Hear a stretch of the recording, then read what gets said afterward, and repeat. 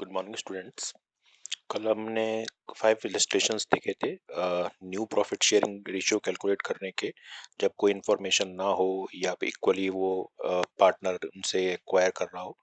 अब आगे है कि अगर एक पर्टिकुलर रेशियो में आपको दे रखा हो, जैसे यहाँ दे रखा है आपको when new incoming partner acquire share in particular fraction from old partners. तो इलस्ट्रेशन दे रखा है, इलस्ट्रेशन नंबर 6, ए और बी पार्टनर थे जो अपने प्रॉफिट शेयरिंग रेशियो को 3:2 में शेयर करते थे, और सी उन्होंने एक नया पार्टनर एडमिट किया और सी को 1/5 ए अपने शेयर का दे रहा है। यहाँ पे वर्ड दिया, अब ध्यान करिएगा, of his share. Of his share का मैंने मतलब आपको लास्ट चैप्टर में बताया था। ऑफ का मतलब होता है मल्टीप्लाई, यानी ए अपने शेयर में से 1/5 शेयर, यानी अपने शेयर का 1/5 शेयर सी को देगा। Same as it is B अपने शेयर का 2/5 शेयर सी को देगा। यानी जितना जितना ए और बी अपने शेयर में से देंगे वही सी का नया शेयर होगा। सी कितने शेयर के लिए आया है ये यहाँ क्वेश्चन में गिवन नहीं है। आपको न्यू प्रॉफिट शेयरिंग रेशियो निकालना है, तो देखिए किस तरीके से इसको हम सॉल्व करेंगे।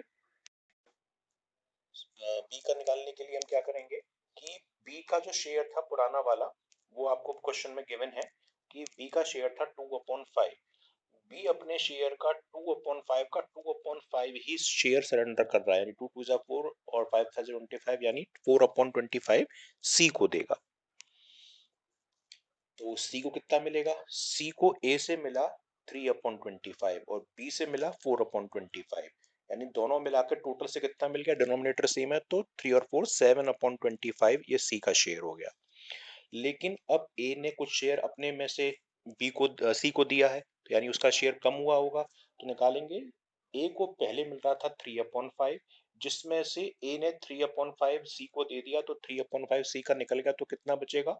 5 और 25 का एलसीएम 25। अगर एलसीएम लेके इसको माइनस करेंगे तो 5 5 जा 25 और 5 3 जा 15 माइनस 3, यानी उसका नया शेयर होगा 12/25।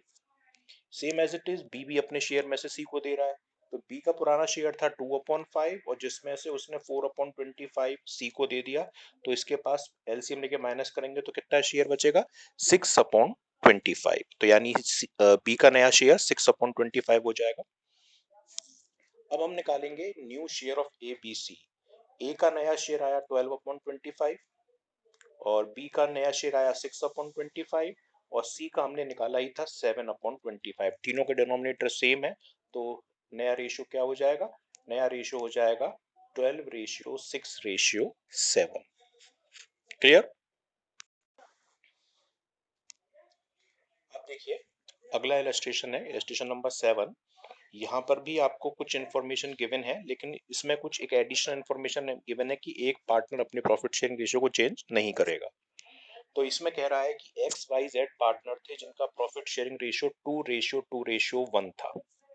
उन्होंने डब्लू को एक पार्टनर बनाया और डब्लू 1/6 शेयर के लिए आया है। ये ध्यान देखिएगा कि जेड का शेयर वही रहेगा जितना उसको पहले मिल रहा था, यानी वो अपने शेयर में से कुछ भी डब्लू को नहीं देगा, वो उतना ही लेगा जितना उसको पहले मिल रहा था। आपको न्यू प्रॉफिट शेयरिंग रेशियो निकालना है, तो इसको देखिए आप। एक्स वाई जेड का पुराना प्रॉफिट शेयरिंग रेशियो था 2:2:1, यानी x का 2/5, y का 2/5 और z का 1/5। अब w को उन्होंने एडमिट किया कितने शेयर के लिए? 1/6 के लिए। z अपना वही शेयर रखेगा जितना उसको पहले मिल रहा था। z को पहले 1/5 मिल रहा था, वो चाहता है कि उसे अभी भी 1/5 ही मिले, उसके शेयर में कोई रिडक्शन ना हो। तो अब देखिए कि अगर z 1/6 लेना चाहता है और z 1/5 रखना चाहता है, तो x और y के लिए क्या बच गया? मैंने बताया था फ्रैक्शन निकलता है 1 के ऊपर, तो अगर 1 के प्रॉफिट में से z का 1/6 और w का 1/6 और z का 1/5 हटा दें, तो यानी ये बच जाएगा x और y का शेयर। तो यानी 1 में से 1/6 और 1/5 माइनस करना है। तो सबसे पहले हम क्या करेंगे, 6 और 5 का एलसीएम लेंगे, तो ये एलसीएम 30 आएगा। 6 5 जा 30 और 5 6 जा 30, यानी 5 + 6 यानी 1 - 11/30 ये बचेगा। अब इसे माइनस करेंगे, 30 बन जा, 30 में से अगर 11 गए तो एक्स और वाई के लिए रिमेनिंग शेयर बच गया 19/30 का। यानी इस शेयर पे 19/30 किस में बटेगा, एक्स और वाई में। एक्स और वाई का शेयर क्या था, 2:2, यानी वो दोनों इक्वल पार्टनर थे, यानी जितना एक्स को मिल रहा था उतना ही वाई को मिलेगा। तो यानी इस 19/30 को हम आधा आधा कर दें, तो वही किया गया है कि x का शेयर 19/30 का 2/4, क्योंकि 2:2 था, यानी 19/60। और सेम एज इट इज अगर हम करें तो y का भी 19/30 का 2/4 यानी 19/60। ये x और y का नया शेयर हो गया। अब x y z w का नया शेयर निकालें, तो x का हमने अभी निकाला 19/30, y का हमने निकाला 19/60 सॉरी, और z अपना पुराना शेयर रखना चाहता है यानी 1/5, और w तो 1/6 के लिए आया ही है। तो यानी अगर हम एलसीएम लें तो 60 60 और 5 6 का एलसीएम कितना होगा, 60 ही होगा। और इसको इक्वल करेंगे तो 19:12:10, ये हमारा न्यू प्रॉफिट शेयरिंग रेशियो हो जाएगा एक्स वाई जेड और डब्ल्यू का। तो ये तब का है जब कोई पुराना पार्टनर अपना शेयर रिटेन करना चाहता है पुराने जैसा ही। अब देखिए नेक्स्ट जो इलस्ट्रेशन है, इलस्ट्रेशन नंबर 8। इलस्ट्रेशन नंबर 8 वो है जब एक की जगह दो नए पार्टनर फर्म में एडमिट होते हैं। पहले एक पार्टनर आता है और उसके बाद नया पार्टनर आता है। तो इसके लिए इलस्ट्रेशन नंबर 8 देखिए कि 1 अप्रैल 2010 को साहिल और चारू ने बिजनेस स्टार्ट किया और उनका प्रॉफिट शेयरिंग रेशियो कितना था, 4:3 का था। यानी साहिल और चारू 4:3 में अपने प्रॉफिट को शेयर करते थे। उन्होंने तनु को 1 अप्रैल 2012 को पार्टनर की फॉर्म में एडमिट किया और उसको 1/5 शेयर देंगे, जो वो आधा आधा लेगी साहिल और चारू से।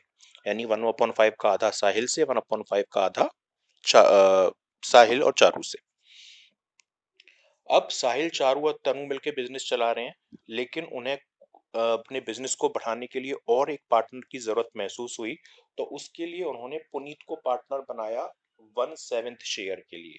और ये 1/7 शेयर वो किससे लेगा, साहिल से और चारू से लेगा। किस रेशियो में, 7:3 में। यानी वो तनु से कुछ नहीं लेगा, साहिल और चारू से ही लेगा 7:3 में अपने 1/7 शेयर को। क्वेश्चन कह रहा है कि पहले तो आप साहिल चारू और तनु का रेशियो बताएं, जब तनु आई पहली पार्टनर उसका आने के बाद क्या रेशियो होगा। और दूसरे में कह रहा है कि जब चौथा पार्टनर पुनीत आ गया तो उसके आने के बाद प्रॉफिट शेयरिंग रेशियो क्या होगा, ये आपको बताना है। तो ये आएगा 70, और इसके एलसीएम लेके इक्वल करेंगे तो 20:14:10।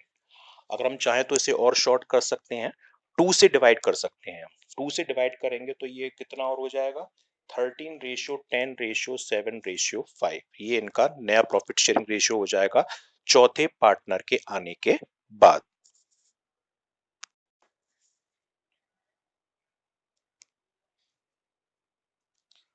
अब देखिए सेक्रीफाइसिंग रेशियो निकालना है, जो आप पिछले वाले चैप्टर में पढ़ चुके थे change in profit sharing ratio वाले में। वही चीज है कि ए और बी पार्टनर है, इनका प्रॉफिट शेयरिंग रेशियो 3:1 है। इन्होंने सी को एडमिट किया 1/8 शेयर के लिए। आपको सेक्रीफाइस रेशियो बताना है और न्यू प्रॉफिट शेयरिंग रेशियो बताना है। तो सॉल्यूशन देखिए, ए और बी का पुराना प्रॉफिट शेयरिंग रेशियो था 3:1, यानी 3/4 ए का, 1/4 बी का। सी को उन्होंने एडमिट किया है 1/8 शेयर के लिए, कोई और इंफॉर्मेशन है नहीं। अगर सी आने के बाद 1/8 शेयर लेगा तो ए और बी के लिए क्या बचेगा। तो फ्रैक्शन में हम 1 मान के चलते हैं, तो 1 माइनस 1/8 जो सी को मिलने वाला है वो हटा दो, तो बचा हुआ शेयर ए और बी का हो जाएगा, यानी 7/8। ये शेयर अब ए और बी के लिए बचेगा।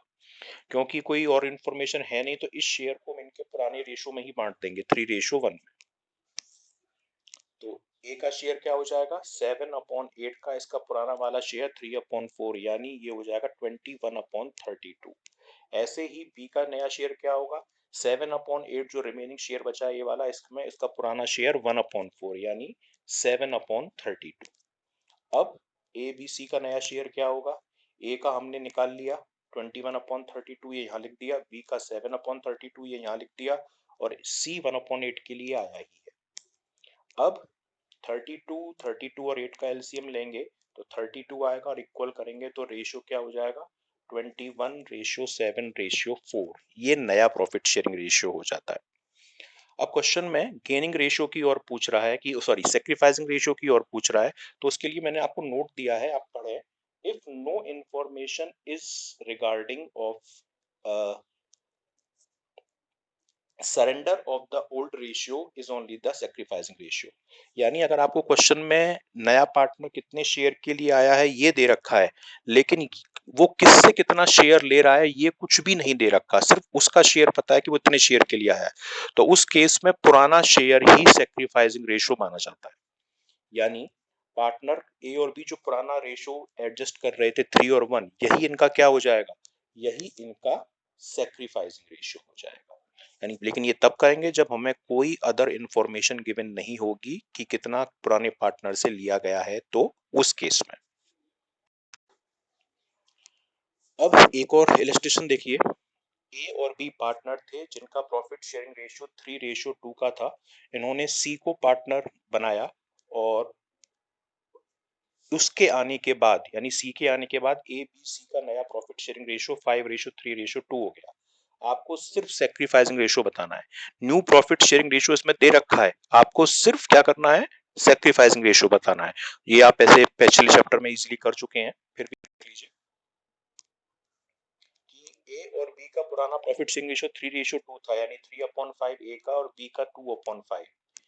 सी के एडमिशन होने के बाद एबीसी का जो नया शेयर है वो क्या हो गया, वो हो गया 5:3:2, यानी ए का 5/10, बी का 3/10 और सी का 2/10। तो केवल सेक्रीफाइस निकालना है, तो ओल्ड माइनस न्यू करेंगे। तो ए का पुराना रेशियो क्या था, 3/5। 3/5 में से इसका नया शेयर 5/10 माइनस कर देंगे, तो एलसीएम लेने के बाद इसका शेयर बचेगा 1/10, जो सेक्रीफाइस होगा क्योंकि पॉजिटिव आ रहा है। ऐसे ही बी बी का पुराना शेयर 2/5 था, इसमें से इनका नया शेयर 3/10 माइनस कर दिया, तो ये एलसीएम लेने के बाद इसका भी कितना बचा, पॉजिटिव 1/10, यानी ये भी सेक्रीफाइस कर रहा है कितना, 1/10। नया पार्टनर कभी सेक्रीफाइस करता नहीं, क्योंकि वो अभी अभी आया है, तो उसको सेक्रीफाइस कुछ होगा ही नहीं। अब सेक्रीफाइस रेशियो निकालना है, तो आप देखिए ए का सेक्रीफाइस 1/10, बी का सेक्रीफाइस 1/10, ये हमने यहाँ लिख दिया। दोनों में डिनोमिनेटर कॉमन है 10 और 10, 10 और 10 को हमने कट किया तो रेशियो क्या बचा, 1:1। ये इनका सेक्रीफाइसिंग रेशियो हो गया। क्लियर।